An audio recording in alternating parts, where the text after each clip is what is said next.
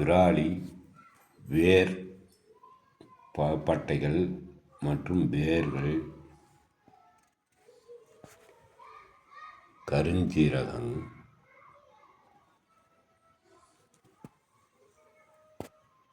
செங்கத்தாரி பட்டைகள்,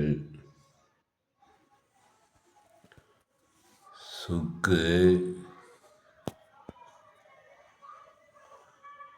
அமுக்குராங்கிழங்கு,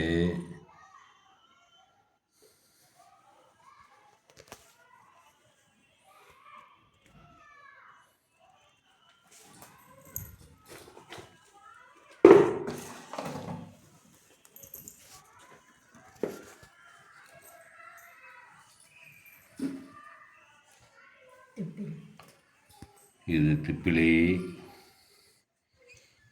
இது கூட விராலி இலைகள், விராலி இலை,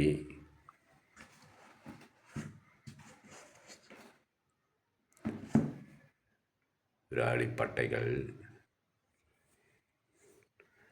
இது கூட சுத்தமான நல்லெண்ணெய்,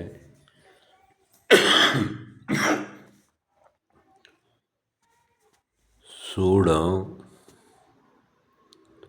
பச்சைக்கற்பூரம் இதெல்லாம் சேர்த்து பாவு பதத்துக்கு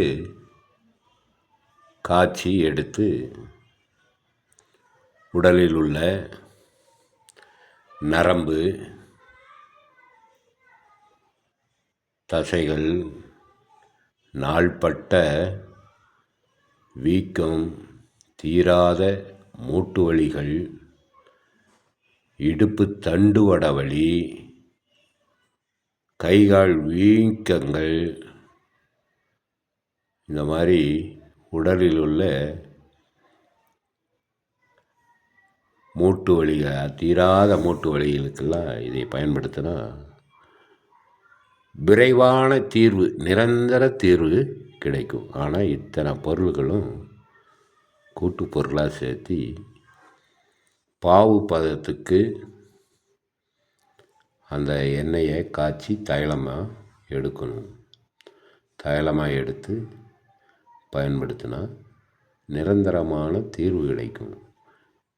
இது மட்டும் பயன்படுத்தினா மட்டும் போதாது, திரும்ப அந்த மூட்டு வலி வராமல் இருக்கிறதுக்கு உள்ளுக்கு சூர்ணமும் எடுத்துக்கணும். அப்போ அந்த சத்துள்ள சூர்ணத்தை எடுத்தால் 10 முதல் 15 ஆண்டு காலத்துக்கு மூட்டு வலிகள் எதுவுமே வராமல் தடுக்க முடியும்.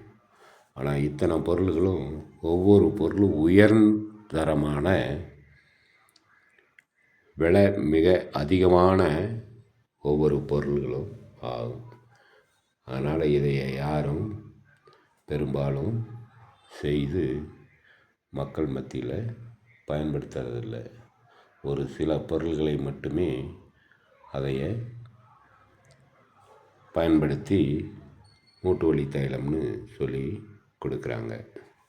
அதுக்கு விராலிக்கு மீறின ஒரு தைலம் இல்லை. மூட்டு வலிகளுக்கு, நரம்பு தசை வலிகளுக்கு, நரம்பு வலிகளுக்கு, அடிவட்ட வீக்கத்துக்கு, அனைத்து வலிகளுக்கும் விரைவான நிவாரணம் நிரந்தரமாக கிடைக்கக்கூடியது இந்த மூலப்பொருள்களால் கிடைக்கக்கூடியது.